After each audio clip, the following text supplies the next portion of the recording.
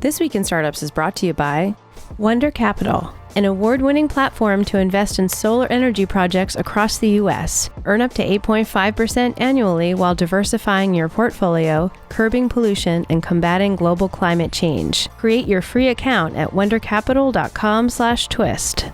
And Blue Apron. Check out this week's menu and get your first 3 meals free with free shipping by going to blueapron.com/twist.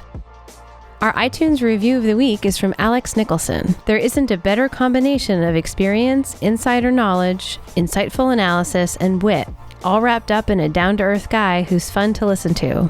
Without even trying, Jason is also incredibly inspirational. Hey everybody, welcome back to This Week in Startups. It's the show where we interview entrepreneurs, venture capitalists, technologists, pundits, and we talk about the future of technology. We do it twice a week, 100 times a year. For 7 years, so 700 episodes almost. I am exhausted. No, seriously, I love doing this. You guys know I love doing it. You can visit the show at thisweekinstartups.com. If you want to be a true mensch, go to iTunes and write a review. If it's going to be a 5-star review, or 4-star even. But if it's under 3 stars, just email Jackie at launch and tell her how much you hate the show, but don't put that on iTunes. If it's 5-star, put it on iTunes, and we might even retweet it if you do. I have known Gina Bianchini for a decade or so. When I met her, she was doing Ning. That was back in 2004, 2005. This is before Facebook, I believe, was open to the public. That's correct. It was pre-Facebook. Facebook existed on campus. Yes. Ning was a private social network. It was groups of social networks, or public, right? Public, but you could have your own social network. Your own social network. Yes. You could launch a social network. It was the WordPress of social networks. Since then, you've gone on to do Mighty Bell. You've been on the show before. But essentially, you've spent the better, over a decade now, building the same shit. And the reason you're on the program at this very moment in time was I needed a place for all the angel investors who are in my syndicate. I have a syndicate at Jason's Syndicate and previously on Angel List of like 1,000 angel investors. I was like, I need to talk to these people somewhere. What can I do? And I started going down the list. Slack group, nobody's going to use it. It's the wrong format. WhatsApp group, no, that doesn't seem right. And Facebook group, no, we're not kids. And we started going through it. And I was like, I wish there was like a Ning kind of thing. I was like, wait a second, Gina did Mighty Bell. And then boom, we found it. And I went in, I used the product. I have to tell you, I am blown away. You have created a masterpiece with the latest version of Mighty Bell. You've been at it for how many years now with Mighty Bell? 5. So where is the company at now, and how do you describe it to people? So that's a really great question. Yeah. And we're still describing it to people in a way that I would say is pretty academic. But I'll give you my academic answer to this. Yeah. And no startup founder should copy me in talking about it this way because we're about to, I think, do a better job. But fundamentally, we create what we talk about and think about as identity networks or networks that bring together people who have a shared interest or shared identity. And our whole goal is to create different connections that you can't actually create anywhere else. And so what that means is, let's say, for example, your 1,000 angels come into a Mighty Bell network. We want to be able to start connecting, for example, one of the angels instantly to all the angels who are near them. Right. All the angels who are like them. So, different people invest in different kinds of things, enterprise versus consumer versus AI versus drones versus Bitcoin, or blockchain now. Yes, blockchain. Sorry about that. Yeah. So then also connect different people to the topics that are most important to them. Right. So for us, it is all about how do we build new connections that are relevant when it's a shared interest or shared identity, when you're motivated to actually meet new people right. who come in because you have the same, you're small business owners or you are craft hairdressers or you're angel investors. And within that, you actually want to meet the most relevant people. You want to break the ice, so different ways of communicating, right. and then come back to message, to meet up, and to learn from each other. And it's really amazing. I just broke every elevator pitch. You would right. never put me on stage at the launch festival. Yeah. But that is what I put you on stage as a judge because you know what you're talking about when it comes to product and startups. But yes, it was far from an elevator pitch, but it's true. I mean, Well, the reason I could say it's true is because when I put just a dozen angel investors on the system, they immediately intuitively knew how to interact with each other. And then there was this very clever thing where there's a mobile app that dovetails with it, where it asks you, hey, why are you here? And it does these kind of social prompts, and it has your address, so it tells you, hey, these are some people like you. And people already are now becoming addicted to it. And now we have, I think, 55 angels in it. And I basically said, I'm interested in your take on if this is the right approach. Instead of making it a completely open network, I set a benchmark that if somebody joins, I have to introduce them. So what that means is if I'm busy for 3 or 4 days, like I've been over Christmas right now, I'm not going to be able to introduce 3 people a day or 1 person a day, but then I might do 3 in one day. And I write about who they are, what they invested, and then I ask them to introduce themselves. This is a pretty good strategy, you think? To throttle it like that? It doesn't scale. No. And so, one of our goals with the software is that person shows up and the software plays the role of host. So that's where we instantly surface, hey, Jason, here are the other members near you. Right. Oh, Jason, here are the other members interested in drones. Here are the other members who are interested in the topics that are important to you. So we're trying to find different ways to utilize the software to play the role that you are taking upon yourself, which I totally support you doing that. But if you ever get sick of it, let me know. Yeah, just let the software do it. Just let the software do it. The thing about building communities that I found is, and I'm interested in your take on it since you've spent a lot more time building products and spaces, they always seem to build to a point of collapse or irrelevance, right? Like either they turn into ghost towns or the wrong people take over the dialogue and it becomes Trollville or Annoyingville. Yes. And so how does one avoid that? Is it creating more closed, narrow social networks? Or is it having a strong list mom or list dad, as we used to call them in the listserv days? How does one create a sustainable, long-term social group online? The software has to be smarter. Yeah. And this is what I mean by that. Today, we are still thinking about interests and identities. We're doing all this intelligence for people you already know or follower models and who sees what when. Until Mighty Bell, no one's done that for interests or identities. Right. We have. And it's a different use case. So, for example, one of the things that's super important to us, the reason why members near you, like you, and who care about the same topics is actually so important, is so that your feed, as the network gets bigger and bigger and bigger, stays relevant. Got it. If we were to not have those things, which is, any sort of one-size-fits-all group that sort of exists out there in the world, that's where you get to a point of scale and it is no more. So at Ning, for example, we had 90 million people using the platform. We had 3 million Ning networks created. We had 300,000 of them active on a monthly basis. And no network got bigger than 1 million people. And the reason is exactly that sort of you hit this point and it just becomes so noisy. New members can't come in and kind of figure things out. Old members are like, well, this is too noisy for me now. So if you don't actually build the same kind of intelligence that we have in other social platforms for that specific interest or identity, then it won't work. And then in terms of the list mom or list dad, the problem is that it's exhausting today. It is. So if the software is not actually doing the hard work, then it's not going to work. And that's where there's been so much fatigue where people are like, oh my God, building a community is so hard. It's not if you actually have software that is thinking through what is that onboarding flow? How does it actually work in terms of surfacing the most relevant members to each other? How do you break the ice? How do you make conversations super easy? And then how do you think about bringing people back? The thing I liked about bringing people back was I could, as the moderator, or I guess the owner, when I post, it gives me a prompt that says, email everybody, yes or no. And I didn't even realize what it, and push notification. Push notification. I didn't realize how powerful this was until I started thinking, this one I don't want to send to everybody. But when I email everybody, the 3 new members, I specifically want to send this to everybody because I'm actually putting the person's email address, their LinkedIn, their AngelList profile, their Twitter handle, their Facebook handle. I go through all that time because then people will go, oh, I might want to meet that person.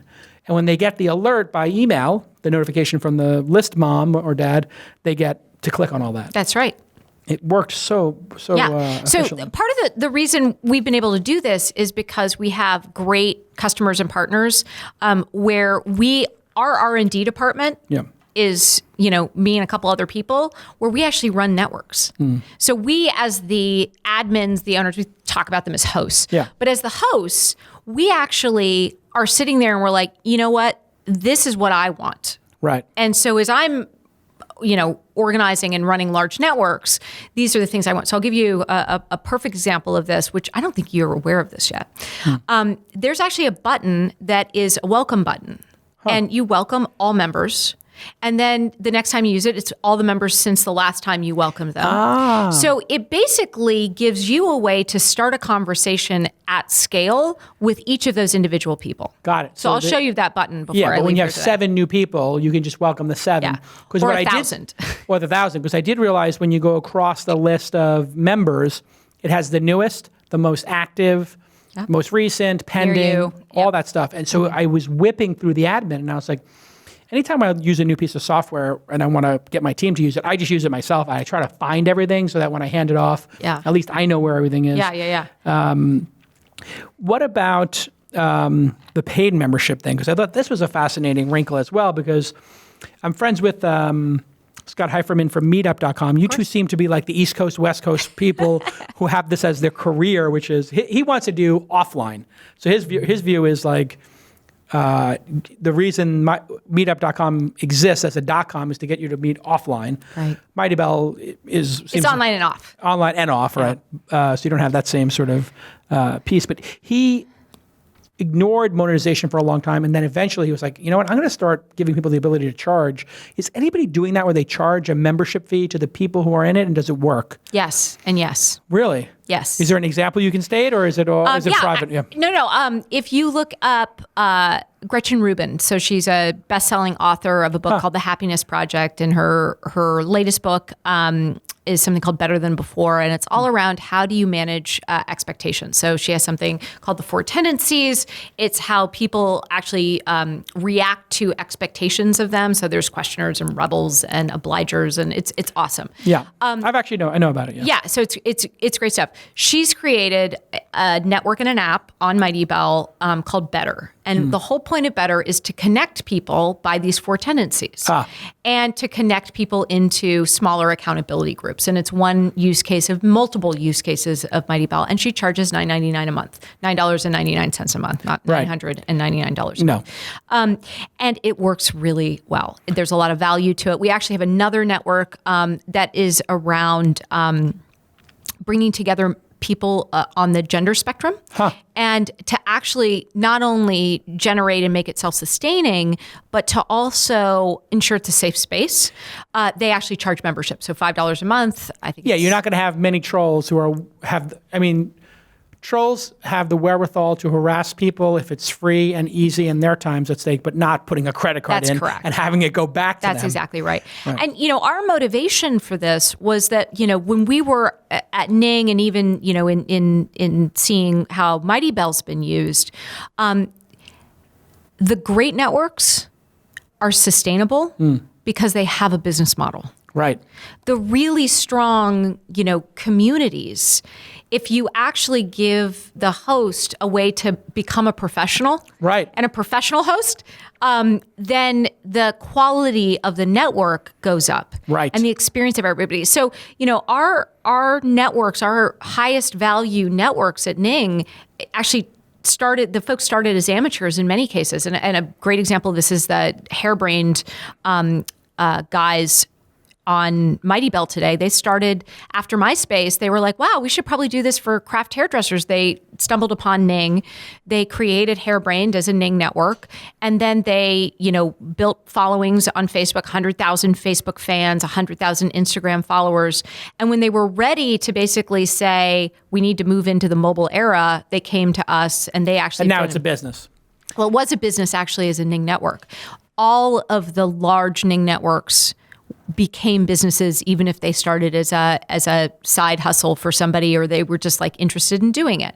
And so when I look at why we exist as a platform, one of the key reasons is I want people to be able to start digital businesses without no offense, raising angel money. Yeah, even better. I mean, if you can do that, actually, it makes you much more attractive to angels, as we all know. All right, when we get back from this commercial break, I want to have you show the product. And then I also want to talk to you a little bit about the disaster or the wonderful, horrible life of Twitter, I'll say, because it seems to be like they're crushing it in one way, and then they're absolutely flatlined in another way, and why that is when we get back on This Week in Startups.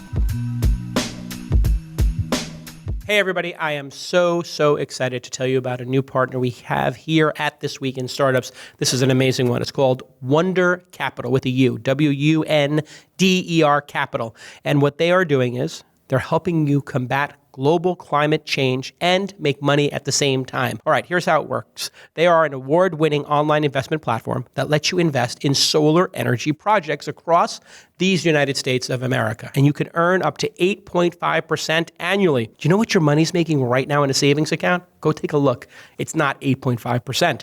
And this will diversify your portfolio, and it will curb pollution and combat global climate change, which if you're listening to this program, you have a very high IQ, you're a very refined individual, and you know that global climate change is a real issue. If you're listening to This Week in Startups, you're obviously not a dummy. Your investment goes directly into helping U.S. SMBs install solar panels. You know what SMBs are if you're listening to this program, small and medium-sized businesses. And those businesses will repay their loans to Wunder with a U, and you get monthly payments directed into your bank account, right? Direct deposit right in there. Best of all, Wunder Capital takes no fees for investing your money. Kind of screwing it up for me. I take 20%, 25% of what my LPs give me. I get a carry, but Wunder Capital takes no fees. They offset the CO2 emissions from almost 3 million pounds of coal burned. How amazing is that? I'm so proud that they're a sponsor of this program. They're supporting independent media, and they're going to help you make up to 8.5% a year. This is what the true fans of This Week in Startups need to do right now. Go create a free account at wundercapital.com/twist. Remember, that's with a U, WUNDER capital.com/twist, and you can do well and do good at the same time. I've heard of triple bottom line companies. This one feels like a quadruple bottom line company. Look at the U.S. small businesses here in the United States of America. We're going to make America great again. They're going to get loans for their solar. You're going to get an 8.5% return. The planet is going to get saved. And hey, Wunder is probably going to do pretty well too. Quadruple bottom line capitalism from Wunder Capital. Wundercapital.com/twist. And if you're a super fan of the show, say thank you at Wunder Capital for supporting at Jason and TWI Startups. Go ahead and do that on Twitter, and I will like it and retweet it. All right, let's get back to this amazing program. Hey everybody, welcome back to This Week in Startups. I'm your host, Jason Calacanis. You can follow me on the Twitter at Jason, or on Instagram at Jason. That's me being obnoxious. You can follow Gina Bianchini on the Twitter with Gina B. She almost got Gina. Who's Gina? Is it Gina from That's a good question. I actually don't know. I'm going to make a couple phone calls. Hey, when we left, and since I have you here and you're an expert on social, why is Twitter a complete disaster and completely unique in the world and amazing at the same time? It seems like it's like this very unique startup or platform that exists in the world, especially for people like us who are in the industry, where it's not growing, but it doesn't feel like it could ever die, which is really weird because usually if a product's not growing in our space, it's collapsing and dying. But it's not. It's like it exists in this stasis. What are your thoughts on just Twitter overall? Yeah. What's wrong with Twitter? I don't think we have enough time to talk about what's magical about Twitter or is, challenging about Twitter, because I think it's a little bit like playing whack-a-mole. Yeah. I was talking to someone today and we were laughing about the fact that it's like, when you just look at all of these social services that have been about how do we connect people who are either famous to their followers or people who already know each other, it was a great 10 years. Yeah. And now it's in a dark place. Sure. And it's a little bit like moving, into the dark ages. And I actually think, you can make the joke of like, this is why we can't have nice things. Right. But I think that the way the algorithms work is why we are at the moment and the time of echo chambers and sort of, declarations of truth without necessarily being based in truth. And I think that what the world, requires is new connections and new ways of connecting. And so I look at Twitter, I look at Facebook, I look at Instagram, I look at the different services, and I think generally speaking, the public square is going to start morphing into private conversations. It does feel that way, yes. right? Like the rise of Snapchat is a direct reaction to the openness of Twitter and Facebook, and I think it's also the reality that that's actually how people are used to interacting. Like as we're talking, it's very easy to forget that this is going to be captured and with us forever. Yeah, disseminated forever. And so one of the things that I actually think has happened in the last few years is, there was always the expectation that real identity or verified users would prevent the kind of level of dialogue that is currently, we're now comfortable with, like being able to call people out as liars and have lots of things said that may or may not have any basis in truth. I also think you look at the fact that go look at a comment section on LinkedIn today. Yeah. It is a very confrontational, polarized type of environment. And that's with your professional identity. Right. So I think actually what's happening is the way that we interact and are comfortable in the real world, the walls between the public sphere and how we're used to thinking about this is going to be with us forever, that ephemeral sense of I can just say whatever digitally in the way that we can say whatever to close friends or people we know in fleeting moments in the real world, they're all the same now. Right. So, I don't think anybody should be comfortable with where we're at right now. It's pretty uncomfortable. Like if you look at Twitter, the level of harassment is insane. Yes. They keep making more and more tools. So it's become essentially whack-a-mole. Like if you're a woman on Twitter, I mean, my God, I mean, it's savage.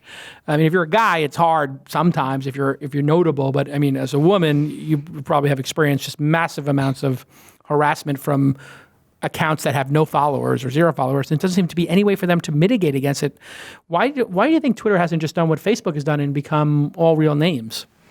Do you think that anonymity is worth it? I don't necessarily look at Twitter necessarily as being so much worse today than Facebook. I mean, if you look at what people are doing with their real identities, it's bad. Yeah, it's pretty scary bad all around. And so I think this is a cultural shift. The good news is that when you get people out of environments that feel like cesspools, they're going to start acting like normal people again. And so I really do think the answer is just going to be a morphing and a progression of the networks. And I fundamentally believe in the power of new connections. Right. And I probably wouldn't do what I do if I didn't believe that there were opportunities to finally connect people that don't know each other around shared interests and shared identities in ways that are simple and seamless, because now we can actually rely so much more on the software to do the work.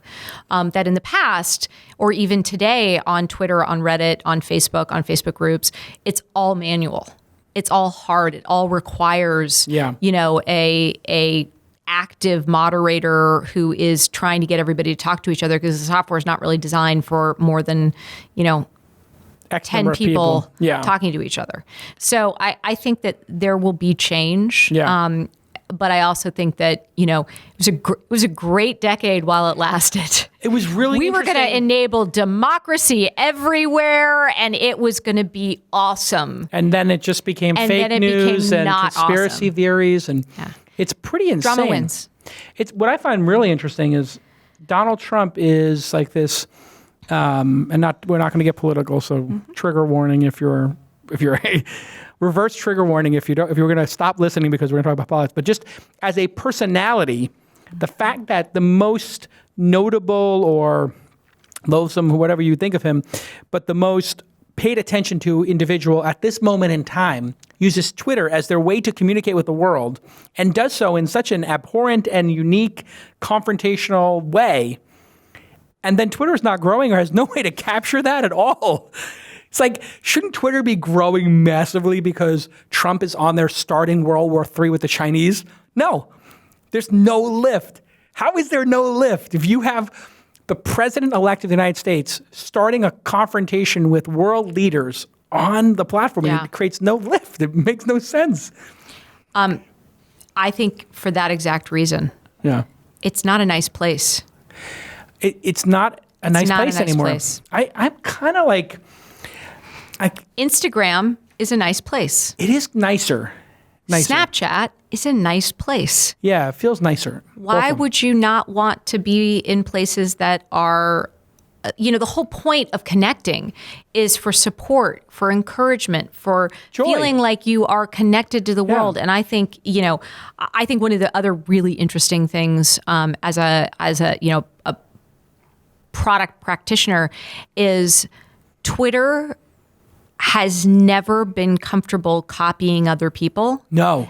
And Facebook and now Instagram Relentless. They are relentless and they are unapologetic about it. They are literally like, yes, that was stories was a great idea.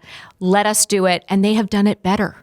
And they will add stickers and they will add text on top of photos and ephemeral and yeah, exactly. everything. And I think the ethos a decade ago was like, you got to do your own thing.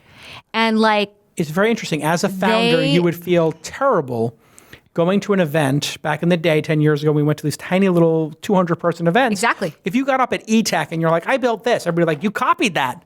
That was Technorati, or that was Ning. You copied it. Yeah. You would feel terrible. Exactly. And literally, Kevin Systrom comes out with Instagram. He's like, absolutely all credit to Evan Spiegel for creating this new format. Right. We have knocked it off pixel by pixel. Yeah. Thank you, Evan. Great job. Yeah, great job. And by the way, the result of that is that all of the people all the celebrities that were starting to move over to Snapchat moved right back over to Instagram. It is amazing. And they're using the worked. stories feature, and it's better. It's better. That's the sad part, because if you think about it, if you create a great recipe and I go to your restaurant, I'm like, wow, this is a really amazing idea. What a great recipe. Yeah. And then you just take the recipe and take the chef who made it, and you're like, try 10 more things, put like 10 more ingredients on top of that perfect recipe. You're going to have the time to iterate on top of it, and you're not exhausted from having built it. That's right. It's so loathsome. Honestly, I hate Facebook in that way, that they're just, if you think about it, Zuckerberg tried to buy Snapchat. He did Poke. Then he did some other weird Snapchat kind of knockoff. And then he finally put, after Zuckerberg personally failed to replicate it, he put Kevin on the job of replicating it after like 3 or 4 tries. Fantastic job. Fantastic job. Hey, let's take a look at Ning itself. Pull it up for a second here. Mighty Bell. I'm Mighty Bell. How did I say Ning? Sorry. Because we were talking about We were talking about Ning. We were talking about the olden Ning days. is totally gone now, right? The company that bought it went out of business. No, actually, Ning still exists. And so Glam bought it, if I remember correctly. That's correct. But Glam had some sort of problems. They collapsed under their own weight. Disaster. Very sad. But Ning still exists. Did they resell it, or is it just floating They out sold it to somebody else. Oh my God, your baby has like been adopted by 2 other people. Well, here's the interesting thing, though. It tells you something about interest networks. They don't die. Can't kill them. Can't kill them. Yeah, it makes sense, because if you think about it, if you have 20 of your friends, like you I have can go to different places. Yeah. And when you actually have a network that, and it's also because of, the web. A lot of those networks, though, are, the engagement on them is super low. Yeah. But they're strong SEO because they've been around for 10 years. And there's still some very strong diehard communities there. All right. So this is Mighty Bell. Once you show we'll pull it up here on the screen here. It takes a second to pull it up in the TriCaster. I've been using it, and people are crazy about it. So these are all our, we talk about them as our professional plan networks. So these are kind of what we enable at the high end, which is your ability to have your own apps. Right. At the lower end, so free, you can come to Mighty Bell. You can come to Mighty Bell, download the app, look for your network. Shortly, you'll be able to create from the Mighty Bell app. And then when and if you're ever ready to want to have your own native apps, you can upgrade. So it's all really straightforward that way. So these are some examples. One is, Beyond Type 1, which is a network on Mighty Bell for people whose lives are touched by diabetes. So I'm not going to show you the onboarding flow just because, I already have it established. But basically, you can see here. So as I mentioned, there's this ability to see people who are near you. So you can see a mother of type 1. I come in here, and these are all of the mothers of kids with type 1. So I come back over here and I come back to the feed. This is a teen with type 1. So Caitlin, wherever you are, we're giving you a shout out. She's online right now. I'm, of course, going to lose battery. And so you can see these are the teens. This is all of what Caitlin's doing. You can see, and here's somebody's doing a survey, which is built into the software. I don't want to get this wrong, so I'm gonna like it. I'm gonna cheer it. Yeah. And so you can see here photos, videos, as well as the ability to add photos. I can also come in here and I can private message Caitlin. I can also follow her. Let me follow her. And it's all just right here. So then, okay, I'm posting. And if this person who was hosting this wanted to, they could say it's $1 a month to be a member. That's correct. $5 a month to be a member. And increase the signal even more. Yep. That's exactly right. So can you charge one group of members or only new members, or do you have to charge everybody equally? You charge everybody equally. There is the ability to basically seed it with free members or to have a free trial. So that's my plan, is like maybe gift it to the first 50 people and then put the next, 500 people on. And you can absolutely do that. We did one for This Week in Startups. So if you go to thisweekinstartups.mightybell.com, you can join the little preview we're doing. And we've got about 400 members joined. Right. Immediately, because that's open. So there's already 400 in there. But I think once we send an email to everybody, it could be thousands of people. And then my plan was let the first couple of thousand in, then say it's going to be $5 a month, but give it to one of the members of the community to then go through the archive of This Week in Startups and put clips up and sort of just start discussions around the topics from the show. Sounds great. Perfect. That would work. Yes. Right? Much better. All right, so I can keep showing off, or we're good? Let me just show one other thing as we look at Beyond Type 1. So as I mentioned, this is members near you. So these are the members here in San Francisco. There's the top members, which is always good. Exactly. So people fight a little bit to be active in the community because they want certain people. Exactly. Certain people want to be listed there. You can see the top posts here, and the different colors actually represent the different categories or topics that these are in. Yeah, questions. You have questions. You have polls. Well, actually, that comes down when I said that. So see the different colors over on the right-hand side. So you basically have the ability to quickly scan to see, that's about burnout, or that's about newly diagnosed. Oh, that's the tagging system. Exactly. Right. So this is basically, you can come in here so you can see everything for food.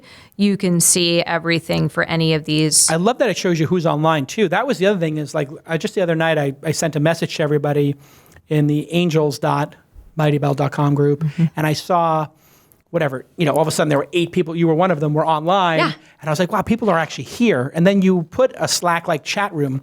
What is the difference between having a chat room like Slack versus having an algorithmic feed that's sort of tailored? Which one is better? Because you're starting with the algorithmic feed, and then you have to drill down to get to the Slack, right? You have to pick it from the menu. So obviously you have a position that maybe chat rooms are sort of secondary? Yes.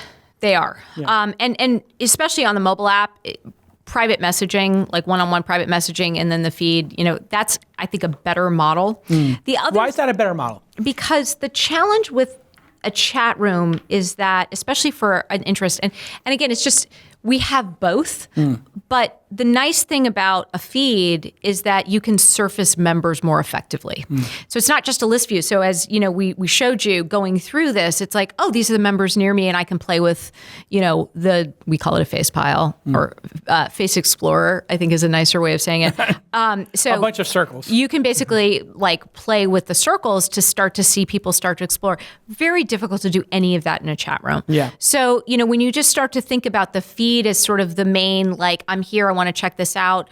But, just like in any kind of messaging context, we look at it as we need to connect the most relevant members, we need to break the ice, and then we need to drive people to message, to meet up, and to learn from each other. So that's almost the expert experience. All right, when we get back from this final break, I want to talk to you about the business model here and how does this become a viable, large, sustainable business? Because I notice you're not pounding everybody with ads for bizarre, fake news and products. So when we get back, we'll talk with Gina about the business model of Mighty Bell. Hey everybody, I want to tell you about a new product I've been using at my house and that I love. It's called Blue Apron. Yes, Blue Apron sends you a box with all the ingredients you need to make delicious food, to make a meal. It sounds a little weird at first, like, oh, they're going to send you a box with dinner in it. It's not pre-cooked meals. No. This is portioned out recipes with a beautiful card with exactly the right amount. And what I love about this is when we were making General Tso's chicken, which I never knew how to make General Tso's chicken, but that's one of my favorite dishes. In fact, when I go for Chinese food, it's probably the number one dish I order. That and the walnuts with the walnut shrimp. I love that. But anyway, back to General Tso's. It had all the different ingredients perfectly portioned out. So following the recipe was easy. Then we made Sicilian pizza. My daughter went crazy. She kept saying, Dad, you make the best pizza in the world. You're number one at making pizza. Again, the dough came prepackaged. Everything came with the perfect portion sizes, so it's affordable. There's a ton of variety. It's super flexible. It's easy, and they have a freshness guarantee. If you ever have any problems, they just solve your problems. You know how these direct-to-consumer products work. They have to make it work for consumers, or else consumers leave, or consumers don't tell their friend. So all they do is optimize to make it perfect and amazing and to delight you. And Blue Apron has been delightful for us in my household. And they are very much into high-quality ingredients. That's what makes the difference. They have partnerships with 150 local farms, fisheries, and rancheries across the United States. Their seafood is all sourced sustainably. And those standards were developed with the Monterey Bay Aquarium Seafood Watch. Beef, chicken, pork are from responsibly raised animals. The produce is sourced from farms practicing regenerative farming.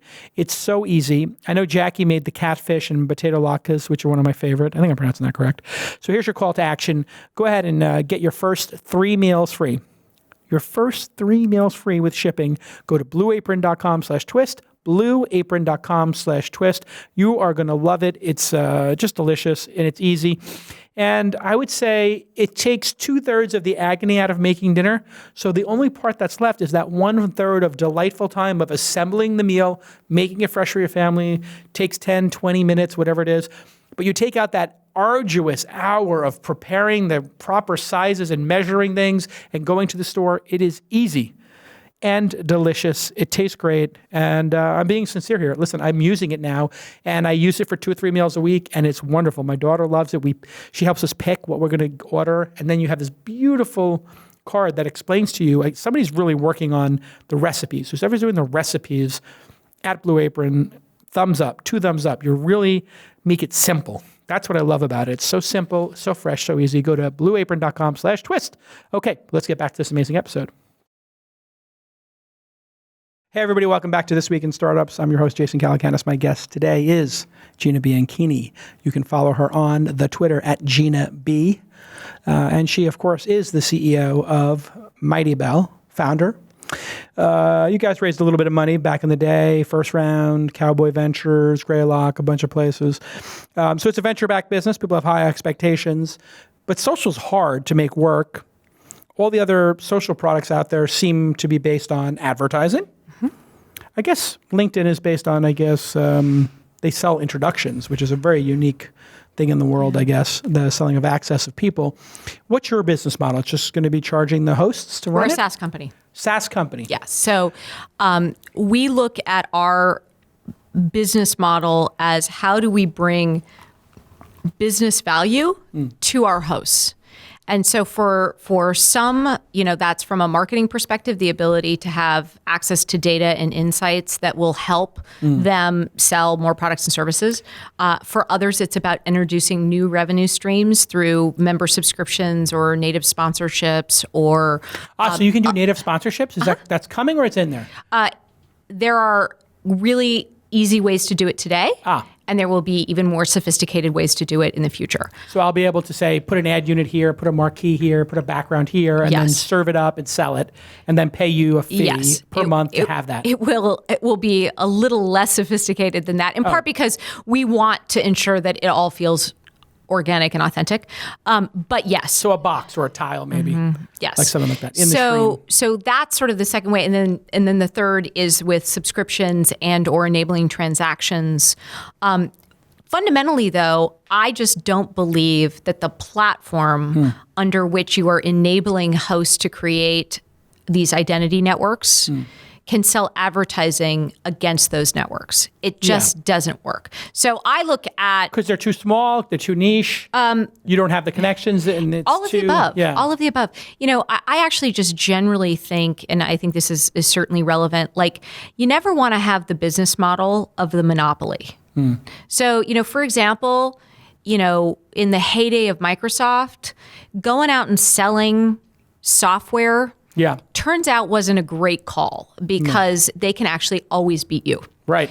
So today, the large monopolies in social Facebook, are advertising driven. Yeah. So, you can't win at that game. And I actually think when you go back to, anything that's subscale today, which is Twitter, and potentially could remain like Snapchat, biggest problem is the fact they have the same exact business model that Facebook, Instagram, now with WhatsApp, Facebook Messenger has, which is targeted advertising. Right. So generally speaking, step number one to building a big business for whatever the next wave is you never want to have the same business model that the current monopoly has. Yeah. It just is not a good idea.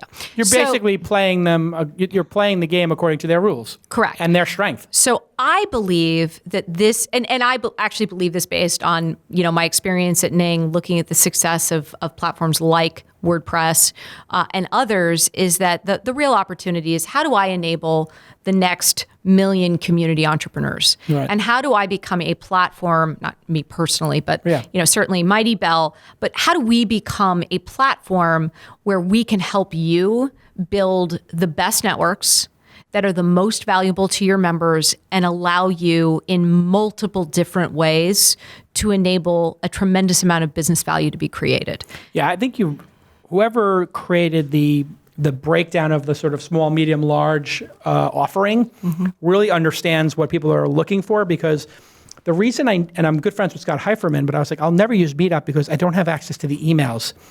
They won't give you access to the email. I'm like, you know what? Any platform that won't give me access to the email, I'm going to be subservient to forever.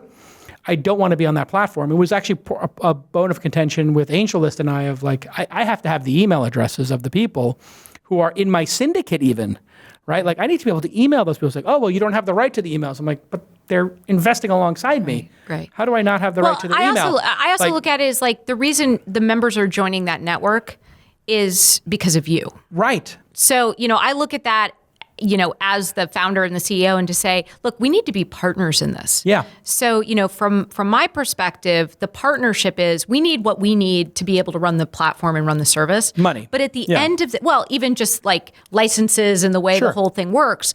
But fundamentally, my job is to make the hosts wildly successful. Right. And if I make the hosts wildly successful, I have a really healthy platform and a really healthy business. You know what is interesting? When I looked at all the other offerings out there, the only thing that could ever compete with what you're doing was like taking one of these open source products, renting a server, setting it up, and then I was like, oh my God, it's going to cost $1,000 a month to do this, plus I got to hire an engineer. I was like, you're charging $99. Yes. I was like, it feels grossly like you're undercharging. Could be. Maybe. I don't know.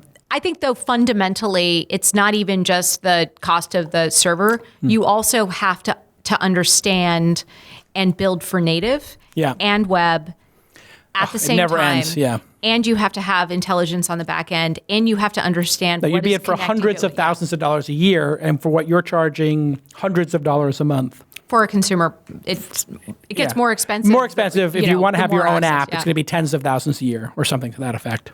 Even more, Yes. So that's the big demarcation point. I thought the points for me when I was looking, I was like, well, I'd like to have my own domain name, so when people go there, it's whatever, Twist Group or something. But then I was like, I don't really mind promoting Mighty Bell because we're friends and it helps you, so I kind of like doing that. But then I was like, I really would like to have the email list and the ability to charge for the membership fees. To me, those are two like no-brainers for me, like because I want to be able to upsell them on tickets to conferences or whatever, watching other things. But you would do so well if you could get one of these YouTube stars to do it. Like if you got the kid who does the Minecraft videos, I forgot his name. He's very famous. Who's PewDiePie. PewDiePie. If PewDiePie set up a network, or Michelle Pham, either of those two, they have such massive loyal followings and they're such endemic value in those audiences because of the advertisers and you have one Jason, we're hiring. You have to get a BDA person. Somebody in the audience knows PewDiePie, and somebody knows. I know many people who know Michelle Pham. I think actually Matt Mazzeo was her first. Chris Sacca's partner, Matt Mazzeo, was her first agent at CAA, or was involved in the first group. If you got Michelle Pham to do this, there are 1,000 people in her millions of subscribers. There's 10,000 of them who pay $10 a month. I mean, it's literally $1 million a year business for her to just talk to her superfans, who then would promote her because they're the superfans. We had at the peak on This Week in Startups mailing list, it was doing $5,000 or $6,000 a month in donations for this show, and we weren't even trying. It was hidden for years, but just the same group of 300 or 400 people paying, $20 a month was adding up. And Patreon has this issue as well, but Patreon doesn't have the social network sort of piece to it. I think that's going to be really interesting. Actually, if you had membership fees, but you also called it patronage, that little switch in just verbiage, if it was a patronage you could get in, could really make a difference. Stay tuned. You're on 2017. You're a woman founder. You've been around for a while. You're a female founder, I noticed. I am. I think the name tipped me off, although, who knows in this day and age. We talk about it a lot, and you were early in the industry. What's the state of affairs for women founders in 2016, 2017? I see a lot more female founders. I see a lot more raising money, and 1 in 4 venture capitalists hired, according to Chamath's research that he's started, were a female founder or female venture capitalists, females. They were females who were hired venture capital positions. I'm in shock. Yeah. We're actually seeing female venture capitalists get hired. Things are getting better. Does it feel like it's getting better? No. Really? So the statistics are looking better. The statistics are very low numbers. Very low numbers. So we're talking about a very low base of numbers. So it looks good percentage-wise, but in reality, the real numbers are still dismally low. That's correct. Now, here's the good news. Yeah, give me some good news. Is that the good news is the following.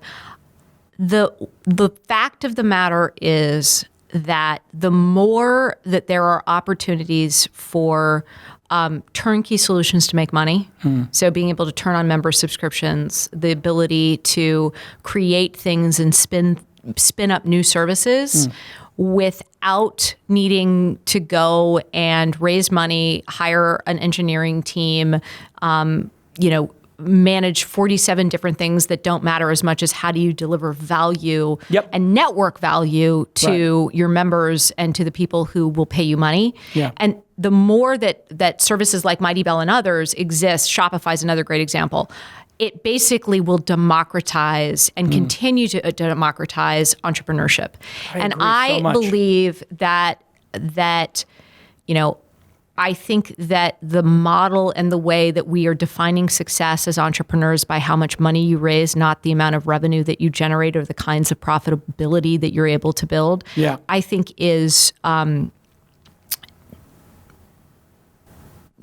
just not that constructive. Yeah. The math and the ego are two different things. Yeah, we're sending people on the wrong mission. Right. And so I am a passionate believer in efficient entrepreneurship, doing the math in such a way that you are looking to raise the least amount of money for the greatest amount of impact. And that comes back to how do you drive revenue fast? How do you, and I would actually, one of the things I think is super interesting is even the most, I would say, sophisticated, growth-oriented experts are all looking at this and saying, look, free virality is no longer the case. Right. You need to actually continue to pay and invest for acquisition. The best way to do that is to start driving revenue earlier and earlier. Yep. And so I just think that as that becomes, as basic math and, basic business principles take over, it actually allows for more people to have access and more different kinds of people to have access to entrepreneurship that then puts them in charge. If you have real revenue, it is indisputable. Nobody can deny you. If you are cash efficient, you're not beholden to that next ridiculous round at some ridiculous valuation that's unsustainable and just that ultimately the entrepreneur or their team does not make money. Right. because they get so far ahead of their skis that when they sell, all they're doing is paying down the liquidation preference of all that cash. That's correct. There's nothing left for them. So that's the good news. And that is going to be, I believe, the key to more people that don't look like Mark Zuckerberg becoming very successful entrepreneurs. Be careful there, because people say I look a little like Mark. So well, no, I know it is true though. We're seeing a different type of group of people. I was having this discussion on Twitter the other day where I said, give me any business, because we were complaining about access to capital, and I said, listen, the benchmark is getting higher and higher now. As an angel investor, I know, because I angel invest in something, and when I used to hand it off to a VC, they'd be like, thank you. Now I hand it off to them, like, yeah, thank you. Can you double the revenue or triple it? And then we'll talk. I'm like, but you invested in that company with half the revenue 2 years ago. And they're like, yeah, things have changed. As long as you do not have revenue, you are at the whim of other people's rules. Yeah. As long as you have revenue, you control your own destiny. Exactly. And so I was telling people, like, somebody's like, how do you bootstrap this idea? I was like, they wanted to do a social network. They wanted to do software for for people who work in restaurants. And I was like, it's very simple. Create a small group on Mighty Bell and get 100 people in it. Do such a good job that the next 100 pay $1 or $5. Now you have your 200 core users. They'll get you your next 2,000. You just have to bond with a certain number of early true believers in a very deep way. I was like, you could bootstrap this. You could be a waiter or a bartender and do this for 1 hour a day when you're waking up or when you're going to bed or whatever. When you're on break, you could do it on your phone. Right. So this bootstrapping ability is there. The time with the people you like and the people you're serving, not trying to build a PowerPoint presentation and a demo and going and talking to 50 people that don't get your community, don't get your business. And I just think that life's too short for that process. Right. How do you feel about the election? I'm curious, the results and everything like that. All right, because a lot of people in tech won't talk about it, right? Everybody's like, I'm not going to talk about it. I'm just going to go to this tech summit and bite my lip like Tim Cook and everybody. I'm not speaking as a tech entrepreneur. I'm just speaking as a human being. Sure. I just think this is going to end badly. Yeah. It has that feeling. Has that feel to it. Yeah. And how exactly it's going to end badly for us, I'm not exactly sure. But I just feel like it's going to end badly. And so, as a human, as a person, as somebody who hopefully, has some ability to at least create new and interesting connections by the kinds of software and kinds of things that Mighty Bell enables, I would like to do something that hopefully creates at least some light glimmer of hope. But fundamentally, it just doesn't feel like it's going to end well. It doesn't. What did you think when Mark Zuckerberg said, fake news isn't a thing and we have there's no way, that's just ludicrous that could impact anything, and it's not Facebook's fault. Somebody pulled him aside and was like, hey, guy, if Facebook works for every other thing on the planet, you can't kind of cherry pick one thing and in year 10 say it doesn't work for that. So somebody sort of got to him and said, hey, you got to retract these statements. But what did you think when you heard that? Like, Facebook just doesn't work for spreading fake news. I thought that it would be the thing that the CEO and founder of Facebook would say. Right. Yeah. Just because that seems like a reasonable thing for them to say, whether or not, again, we're now living in a post-truth world. Right. So, so why not? I wasn't surprised by that statement. Yeah, even though it was completely untrue. Well, this has been amazing. You're always great to have on the show because you're smart and you've got so much history in the social media space. But really, congratulations on making a beautiful and elegant and functional product. I know that you've been at it for so long, and I know it's really not that long, but thank you. It's been listen, when social media has existed for less than 15 years, you've been at it for 12 or 13 of them. Yes. So you're 90% of the time that's been spent on this, you've been in there trying to figure it out. And I know Ning, it's a bit of unfinished business for you. I don't think that ended properly for you. That is correct. And now to see you have it dialed in like this and so tight as a user and an administrator of a product and just looking at it, I was like, God, I feel so good for you. Like, I think you really have a hit on your hands. And it takes like that third, fourth, fifth year sometimes to dial the product in, doesn't it? Yes. Yeah. The market is ready as well. That's the other thing. It took the collapse of the other spaces. So if you want to create a space, just go to mightybell.com right now and just start a group on any topic. Invite 10 of your friends, and you will be absolutely delighted. I guarantee you. It's a really cool product. And if you need anything, just send me an email. Yeah, I'm going to guess first name at mightybell.com could work. Yes. Who knows? Everybody follow Gina B. Thank you so much, Emmy award-winning producer Jackie, for making This Week in Startup so great. 2016 was such a wonderful year, Jackie, and since you started picking 9 out of the 10 guests, it's gone well. Thank you, Jason. It's great to have you back on the program, Gina, and we'll see you all next time. I'll see you in 2017. Bye-bye. Our iTunes review of the week is from Alex Nicholson. There isn't a better combination of experience, insider knowledge, insightful analysis, and wit, all wrapped up in a down-to-earth guy who's fun to listen to. Without even trying, Jason is also incredibly inspirational.